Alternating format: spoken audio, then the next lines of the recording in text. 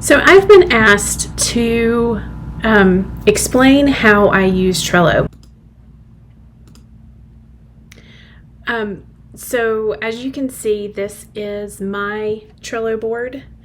And I started out looking at the various templates that are available. As you can see right here, you can go here and look at various different templates that people have come up with. And I took some, I guess I took a little bit from various ones that I saw that I thought, oh, that would be a good thing to have for me. So like for my to-do list here, these are all tasks that I have either been asked about, asked to do, or most frequently come in through my email. So when I get a new award, I create a card over here and it goes in my to-do column. When I get to the point where I can actually work on one, when this one gets moved in over here, I move this one into my doing column, and you can move them back and forth just like that. So I felt like, it was important to have an idea of what I need to work on, the next day. So that's why I put a doing column in. So this is actively what I'm working on currently. I have an in process column, which is for a card to be moved to that column if I'm waiting on somebody else to do something, like this one is an award modification and it's with GCA for setup. So I know instantly, I don't even have to go in the card. I can see instantly right here, that's where this one stands. So all of these, I'm waiting on someone else to do something. So that's what that column is for. On the horizon, I felt like it was important to have a column for if somebody emailed me and said, or copied me on an email and said, hey, I'm going to be getting this award, just wanted to give you a heads up, then I put it on the horizon so that I can go ahead and get the card prepared. I go ahead and sign it a label, and I'll talk about that in a second, so that I know why it's on the horizon. Am I waiting for the sponsor to send me the award? Is it going to be a new award like I have in, a label on this one for Ed Bowers? Is it going to be a proposal that potentially I'm going to be working on? Because I typically just do award negotiation and acceptance, but I do help out with proposals. So I know that sometimes there may be one that comes in for me that that is going to be assigned whenever the faculty member decides they're ready to move forward with setup. And then I also have a done column, and this column is awesome for working on my year-end evaluation. Like you'll see here, I've added the date here. So this is when this award or modification, as it is, was emailed to me. So I need to go in and actually clear that column, because I don't need 2 years worth almost of cards in there. I certainly have a system for keeping these cards and being able to go back and find them, but it does have an archive function. So you can type up in this search box, if you can think of something that you put into the card, you can search with this function. And I'll just type one in right quick just so you can see. I just typed in the word Griffin, and these are all the cards I've ever created with the word Griffin in them. So you can see the description is here and the actual card itself is here. So it's a pretty handy column for me to have. I've also created additional columns that I haven't really used as much. I haven't really needed them as much, but if I have a card that I know I'm going to want to have a weekly meeting with my supervisor, and I can certainly put a card over there if I know there's something I need to talk to her about. I put it in that column just as a reminder that I needed to talk to her about that.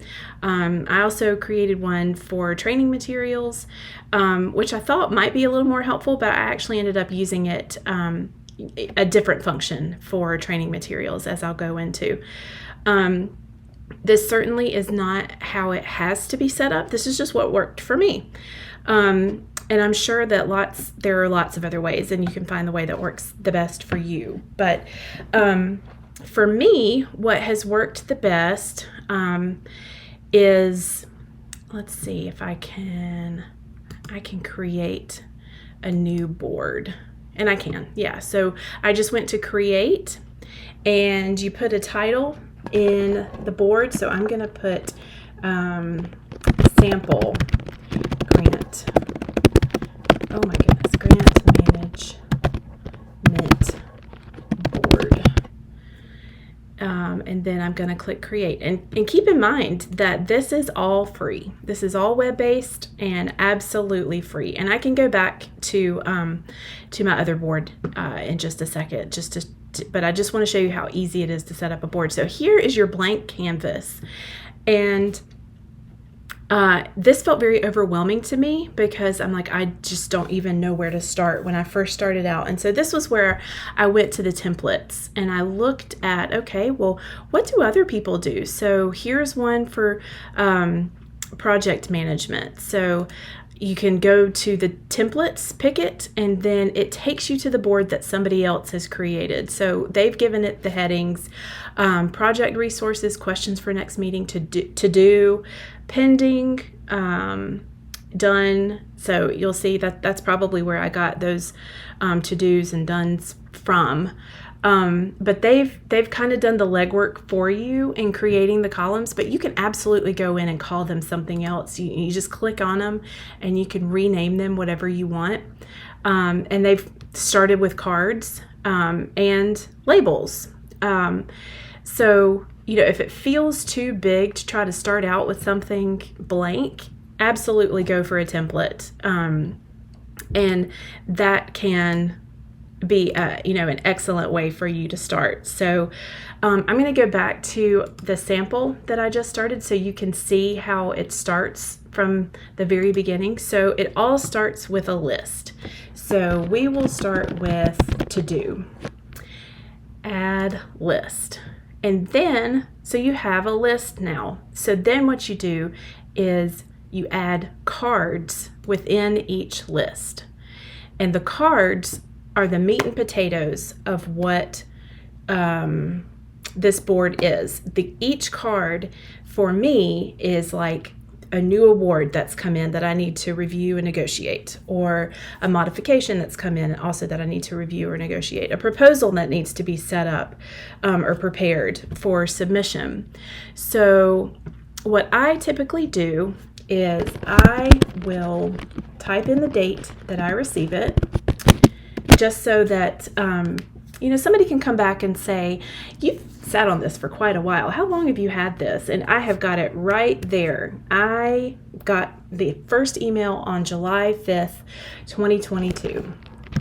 I'm just going to put in sample card. Actually, no, I'm not going to put in sample card. I'm going to put in how I typically do it. So what I do is, if it's a new award, I put the date, like I just said, and then I put the PI's name right there, John Smith, I'll just use for an example, and then I like to put the sponsor as well. So I'll put NIH. And then in parentheses, I'll put the PPN. So all of the pertinent information is right there. Right at my fingertips. So click add, and so we've created this card. So then you click on it and you open up the card. So it tells you everything you just put in right here at the top. It shows you what list it's in. It's in the to-do list. Here you can put in a description in this box right here. And what I didn't start out doing, but actually do now, is if it's like a new award, I will put in the dollar amount of the award. Because I've been asked frequently, how much was that award that we just got whenever? And this is pretty much at your fingertips. Easy information to get. So I'll put the dollar amount of the award there. And then over here is just absolutely an essential part of a card for me, and that's the labels. And labels, you assign what a label means. So green for me, let's see, Green for me means it's a new award. And so there. Now that is now labeled new award. So you click it and it puts the label on the card. Purple means, well, I have multiple labels per color because there's only so many colors, but it means review terms and conditions, or it can also mean, I did not mean to do that. Well, we'll just leave that. Purple will say means waiting for sponsor. I use that one a lot. Save. So adding a label to it makes it so, I'm going to close out of this card, makes it so that when you're looking at your board, you see immediately that this to-do task is a new award for John Smith that you received notification of it on July 5th, 2022. Here's the sponsor. Here's the PPN for it. You're also waiting on the sponsor for something, and you also need to review the terms and conditions. So, or you can minimize them by clicking them again. So clicking back into that card, that's just a wealth of information at your fingertips. And when the circumstances change and you're no longer waiting for the sponsor for something, you just click back into that label box on the side. It opens up your list here of available options, and you just click the check mark to make it go away. So now you see that it's a new award and you need to review the terms and conditions. The next thing that I do is I go to the activity list here, and I will, I typically don't add the date here because you'll see it'll add the date details for you, but I will write or type in received the notice of award from Jane Doe, and then I'll click save. So that way I know what's going on with this immediately. And every time something else happens, I make a note of it in here. And I also, typically what I do is I will just copy and paste from the activity log in InfoEd. I like to keep InfoEd up to date, just like Trello. So I will either type the note in the activity panel activity log in InfoEd for this PPN, and then copy and paste it into the activity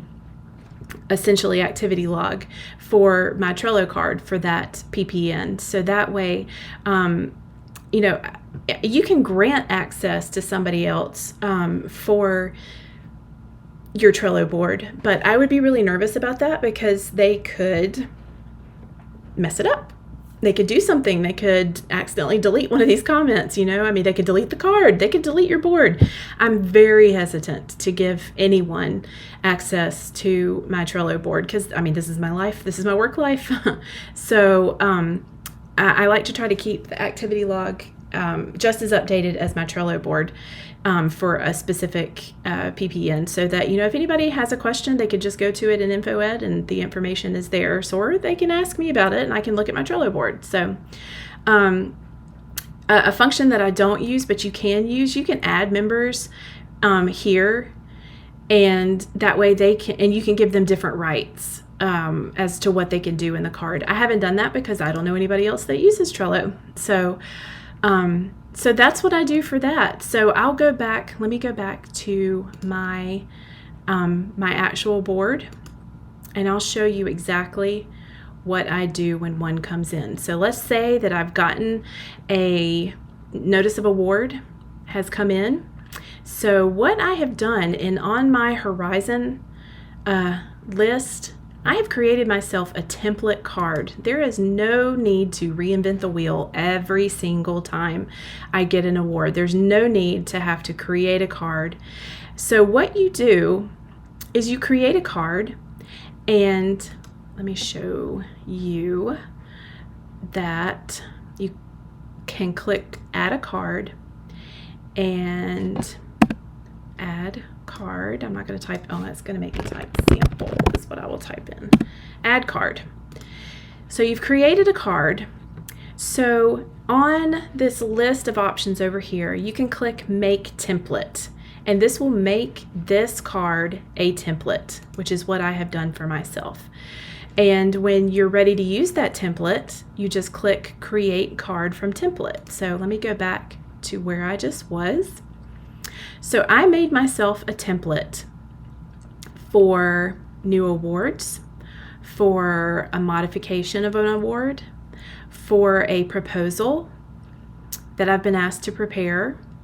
Let's see if there's any other templates. There's one award that we get that is funky, and it's funky every single year, and I'm always afraid that I'm going to forget some piece or part of it, so I made myself a template for that one. For risk project request, I made a template for that. So I think that's it for my templates. So let me go back to my new award template card. So all I did was, just like I showed you, I clicked add a card. I put in the information here that what this card is a template for. So it is a template for new awards. And I made myself a little note here of something to do immediately when I get a new award, just so that I don't forget, in the rush of trying to add this to my task list. So I assigned it a new award label. And what I've also done is I have added attachments that I will need for pretty much every new award that I receive. Sometimes I just add documents that are one-offs, that are kind of, you don't need them every single time, but it's good to have when you do need them.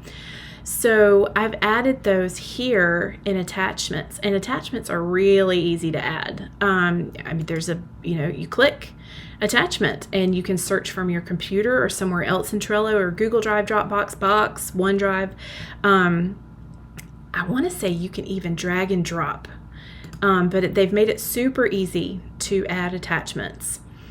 You can also add attachments from email, and I'll go over that again later, but there's this share button at the bottom, and you can link this card or whatever card you create. If you have an email that you'd like to have in your Trello card, here is a link to this card. Well, there's the link to the card, number one, but here's also the email for this card. So what you would do is you would actually go back to your email, click forward on whatever email it is that you want to attach to this card, and you will put this link right here in the to box. This is who you're sending it to.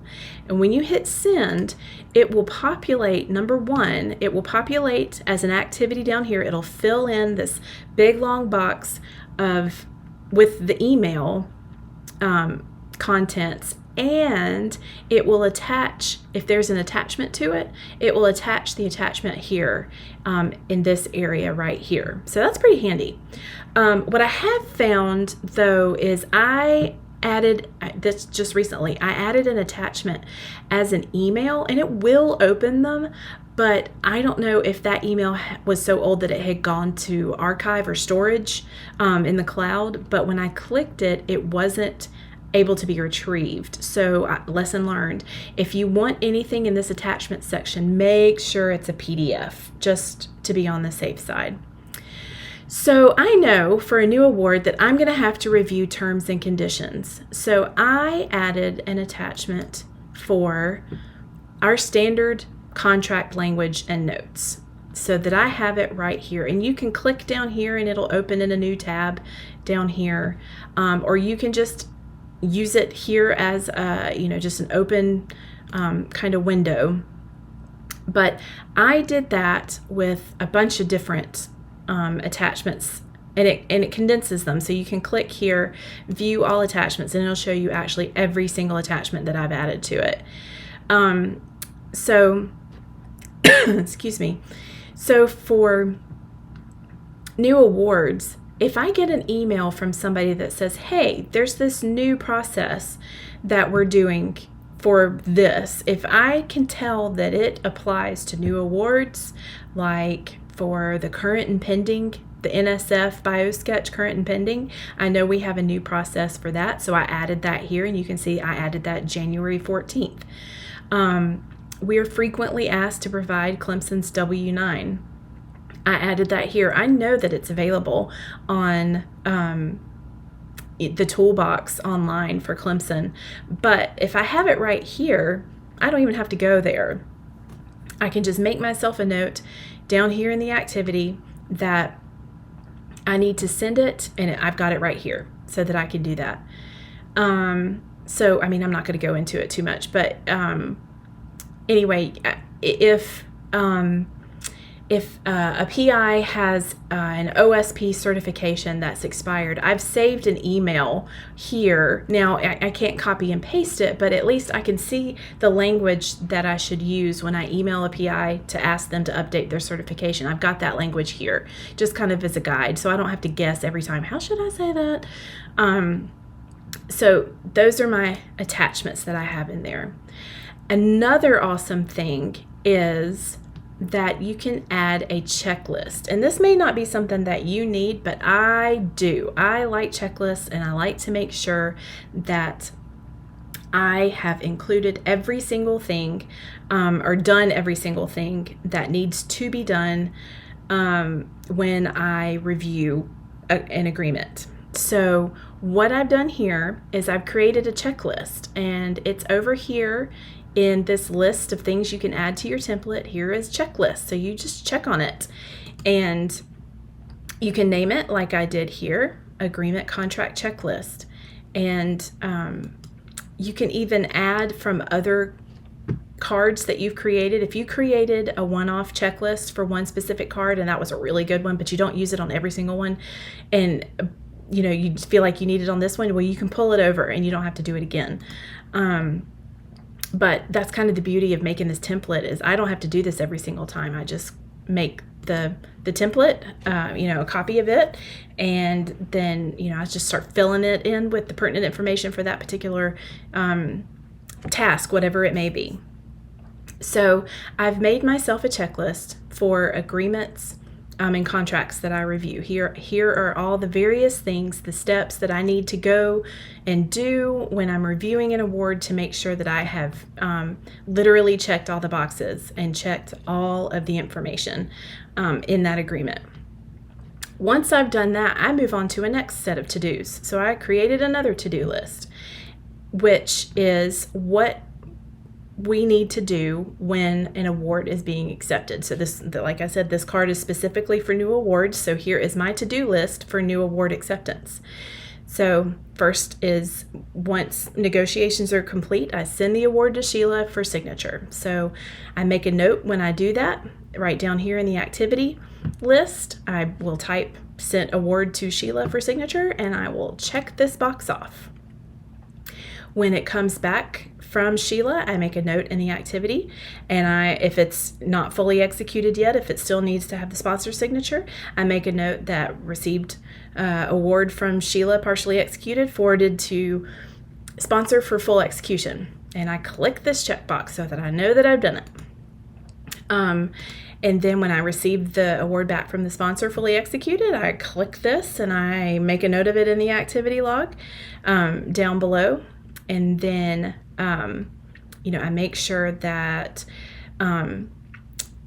any compliance, I put Nalini here, but I typically just deal with IRB. I don't deal with the other compliance areas. So, but this could absolutely say, make sure compliance updates are in the approvals panel before sending a GCA. So when I do that, click that.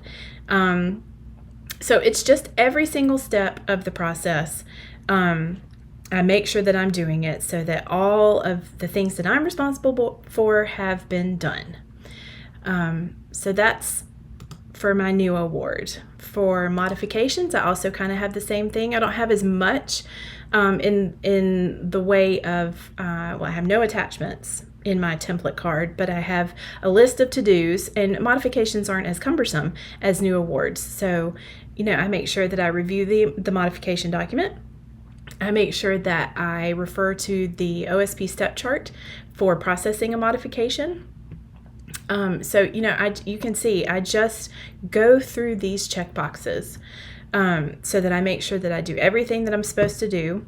And I, add an activity note every single time that I do something so that I know I know anytime I pull up this card exactly what has gone on. And like with the new award one, when I get a modification emailed to me, I create a card from the template. So now that I've made myself a template, I just use this every single time. That way I'm not having to create a brand new from scratch, adding a to-do list, all these things that I've already done. I'm not having to do that every single time. For proposals, I've done the same thing. And anytime I get emailed guidance on, like I said, with new awards, if there is a new set of guidelines or there's a new way that we're supposed to be doing things, I add it in this attachments list so that I just have it on hand. And so that it's easy to grab. So I have a checklist here too. This one's not quite as complete as the others, just because I don't do a whole lot of proposal preparation. So, but I definitely need to go through this one and update it a little more. And so when I create a new card from one of these templates, I click in here when I get the email that I have a new award that I need to review. I click create card from template, and just like I showed you just a few minutes ago, I assign it to my to-do list over here. And as you can see, I have several in my to-do list here, and that's typically how it works. I work through one until I get it to a point where the process is in someone else's court. The ball is in someone else's court. So this one actually needs to go over here because I'm waiting for the sponsor for something. And so this is where, like I said before, that labels are really invaluable. It just makes it so that at a moment's notice, if somebody calls me, I've had a PI call and say, Lauren, you've had this for quite a while. Where is this? What's going on with it? I pull up my Trello board and I can see, oh, I'm in negotiation and I have a question about it, and it's with Diana to answer a question. But don't worry, you have a risk account set up. So I've created all of those labels. So let me click into this card and I'll show you all of my labels. Let me go down here because I have so many that I can't show them all to me. So these are all of my labels. So like I said, green means new award to me, or it's waiting for signatures. I just pretty much have a label for any situation. Conflict of interest is expired. There's a modification. OSP certification expired. So, I mean, you can just see I've got them literally for just about any situation.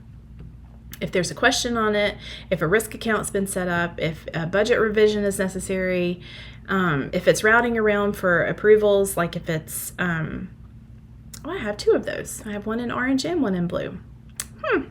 Well, the orange, routing for approvals, is pretty much for proposals. With CURF, if there's a question on intellectual property language, I made a label for that. And my favorite is this completed label. So when I get done with one, I'll show you what I do. So I will go over to this one. So this was a modification that I did. So probably when I finished it up, it had probably with GCA as modification and with GCA as its labels. So I'll go over to labels. So what you do, or what I do, this is just for me, of course, this is absolutely not what you have to do, but this is probably what it looked like when I went into it to mark it completed. So I went in and I will uncheck with GCA because it is no longer with GCA, and I will click completed. And for me, I have assigned completed to this one color, or I should say, I use this one color only for completed. I didn't want any sort of confusion on does that color mean something else? Because like you see, I've got multiple meanings for other colors. I wanted completed to mean one thing. So when I see this teal or this seafoam color, I know that means this thing is done. So what I do is I change the label to completed, and I make a note down here of what I did on the last day that I worked on this task. And I have learned that I actually need to put the date of my last comment in, because you see how it says the date here? Well, it'll put today. And you don't know what today is when you make this into a PDF. So I add the date, I add my note, click save. Then what do you do? Well, I usually put it in the done column, as you can see here, and you can click there, and sometimes you can move it. It'll have suggested, and done will be one of them, or sometimes it doesn't. So you have to actually drag it and drop it into that column. But what I do then, so that I have a record, should somehow this card go missing at some point later, I click share and I click print. And I'm working from a Mac, so this looks a little different, but I save it as a PDF. And I have saved a folder on actually the H drive at work, on my personal shared drive at work, but you can save it anywhere you want. But I changed the date. I changed the date to the date that I am marking it completed. So if today was the date that I was marking it completed, I would make it July 7th, 2022. And then I save it. And that way, for me, I know that this is the date that I finished it up. And it creates, this is what the PDF looks like. It looks just like this. So you can see your comments down here, your to-do list here. If it had attachments, it would have a list of the attachments up here. It shows your labels and what you titled that card. So you can see that this task was started in January of 2021, but you can, if you were to forget, or if I were to forget to put the date in this last note that I make in the activity log at the bottom, I can go back to the name of the file and see when this was completed, because that's what I named it when I saved it. So I'm going to click out of that. So that's how I use Trello. That is, it started out really simple with just these columns, and you can make it as big as you want or as simple as you want. This could be far more than you ever needed it to be, but it really can be whatever you need it to be. So let me go back to our sample board here. So this is the board that we started at the very beginning, and you can see that we've done pretty much the basic things, but if you wanted to create a checklist, you could put in to-dos. If there's something that you do every single time, you can open the file. And if you'll see here, you can actually add due dates. So it'll send you reminders, and you can assign it to people if you like, or you can mention people in it if you've added people to this board, so they can make notes in it. You just click add, and just you just make it what you want it to be. And if you're happy with how this looks, then you can make it a template. And then when you're ready to create a card from this one, you just click create card. It fills in all this information from the first one that you made, and then you can just change it to however you want it to be, So it's opened up this one that I just created from the template, and you just go in and modify it. So that is, in a nutshell, what I do, I can tell you a couple or show you a couple of really useful things that I just figured out recently. Filter. This has been my friend. It will filter by labels. It'll filter all kinds of ways. Whatever data pretty much that you put in, it'll filter it. But my favorite has been waiting for IRB. So I get asked, well, how many do I have, like millennials say, how many do I have that you're waiting on? And here's my list right quick of, which ones are waiting for IRB. Click out of it, go back. Let's see, how many new awards do I have or have I had? And now it is only showing the ones that I have labeled with a new award label. So, it really can help you get some data pretty quickly. If I've been monkeying with this date here started, trying to see if there's a way that I can sort using that. So I added, when I created this card, I went to dates, and you can add a start date or a due date. And most of mine don't have like a hard due date. So, but if they do, I can certainly add it. And you can set a reminder for it. But I'm thinking that start date, adding that will allow me to then sort a list. So like my in process, this is the one that things hang around the longest.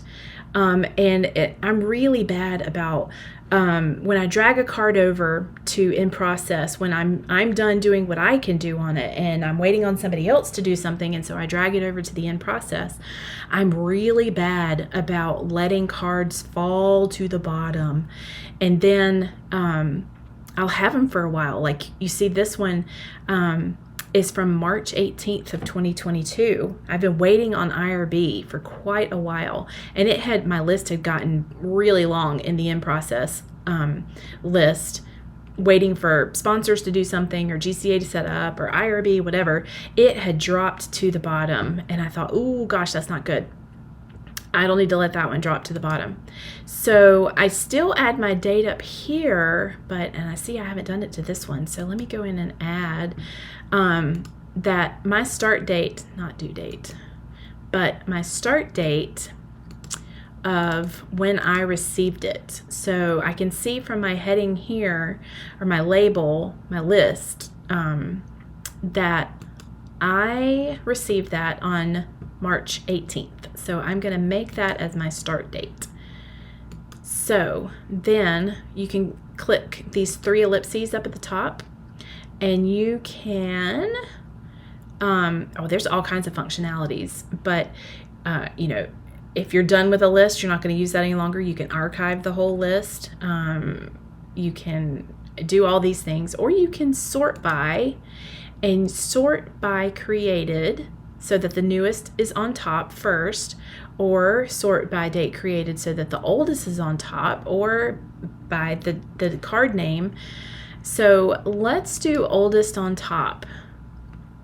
So it tells you down at the bottom that it sorted the list, but see, here's where it's kind of makes me nervous, is that one says started.